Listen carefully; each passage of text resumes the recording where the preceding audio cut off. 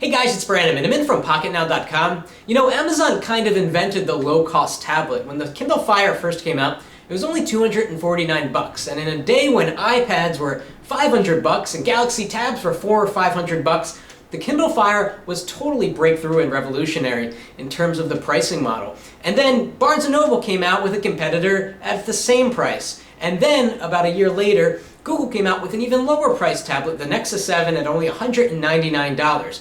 Well, not standing still, Amazon has just released two new Kindle Fires, the first of which is out now. It's the Kindle Fire HD 7-inch. It's got very similar specs to the Nexus 7, but it has double the capacity at the same exact price points. It's a totally content-centric device. It's not open Android like you get on the Nexus 7, so it's a bit limiting, although the development community is working on hacking this guy. So in this video, we're going to talk about the Kindle Fire as it is now, and this is our unboxing of the Kindle Fire HD 7-inch. Let's get to it.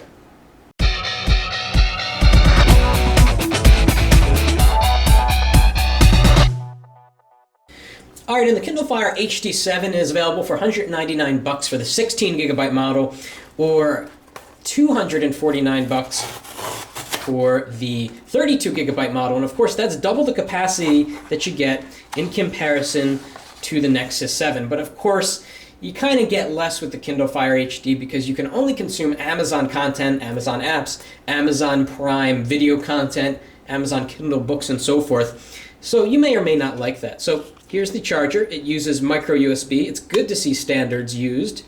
And we've got the device here, although we've got some information up at the top.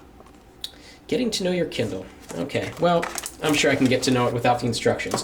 So here's the Kindle Fire HD 7-inch. Definitely better hardware than we got in the first generation Kindle Fire. We've got a higher resolution screen, 1280 by 800, the same resolution that you get on the Nexus 7. It's kind of HD. It can play 720p video, but you'll get letterbox. So here's the device on the back. Got a nice rubbery texture, and this guy has really thick bezels, and they do that because this is a reading device, a media consumption device. Amazon wants to make sure that you're comfortable holding this device for long periods of time, so you have something to grab onto without accidentally pressing on the screen. We've got a front-facing camera here. It's meant to be used in landscape, obviously, or else it would have been over here or over here. Very thin device. It feels a lot like the Nexus 7 actually, probably a little bit more high quality in hand actually, and a little bit thinner, a little bit heavier, but definitely nice to hold. We've got dual stereo speakers here. Amazon claims that it has room-filling sound, although I doubt that that's going to be possible from a tablet. But hey, tablet speakers are horrible, so hopefully this is a step up. Let's turn on the Fire HD. Wow, look at this power button. It's completely flush with the device, which is kind of annoying. So we'll tap and hold, and there we go. Kindle Fire. Here we go. Let's zoom in and get a closer look.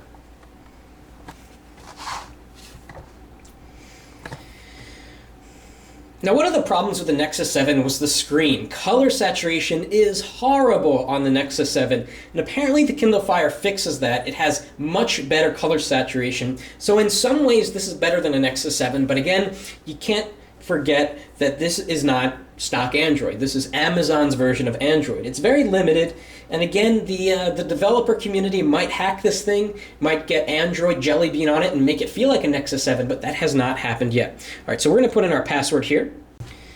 Okay, and we're connecting. So this is dual band Wi-Fi. Apparently has fantastic Wi-Fi performance, but to be honest, other tablets out there that we've used and tested did not have bad Wi-Fi performance. So, you know, maybe they improved upon something that didn't even need to be improved upon. So we're going to set Eastern Time here. It should be registered to me. One of the great things that Amazon does is right out of the box, it's registered to your Amazon account, so you don't have to do anything. Going to get started now.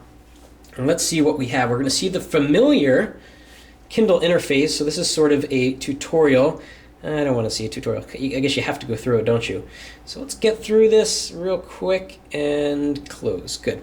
Okay, so interesting. So here are my books already here, ready to go right off the bat, which is fantastic. And of course, here's all of the content that you can consume. Again, this thing is really meant to be used in landscape. Very smooth performance here. Moves quite quickly.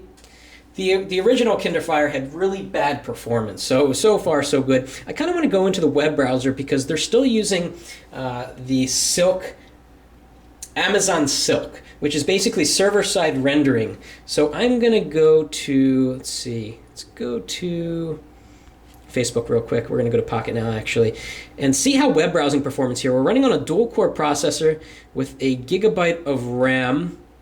Of course, the Nexus 7 has a quad-core processor.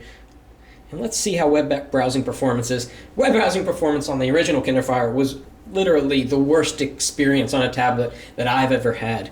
And so far the screen looks great, by the way. This is how Amazon sets up their experience on Android. They've got these buttons along the side, which I think sort of hide away, or eventually, I guess you can do full screen browsing here, and they hide away. And then you get a little tab here, you see? You can kind of drag out that information. So let's move around on the screen. Yeah, you know, you're not going to be buying this device for web browsing performance, although maybe that was just a temporary stutter.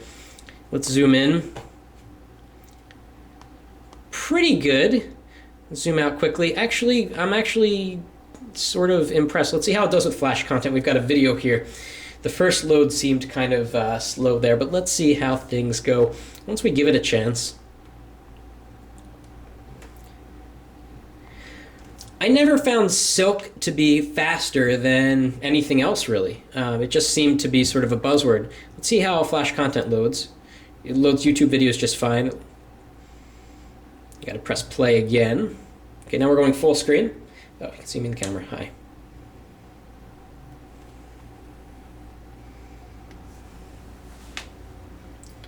Well, for dual band Wi-Fi, this is taking a long time to load a simple flash or YouTube video.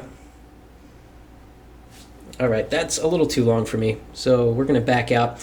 And we're going to talk a lot about the Kindle Fire HD. We're going to watch the development community closely, because if you can run Jelly Bean on this thing, then yeah, it's a no-brainer. You get this instead of the Nexus 7, although it's possible the Nexus 7 has better web browsing performance because it's got a quad-core Tegra 3. We'll have to see. Very interesting device. So far, the hardware, huge steps up from what you got in the original Kindle Fire, and it's only $199. We'll have more on this coming soon. If you like this video, please give us a thumbs up, and thanks for watching.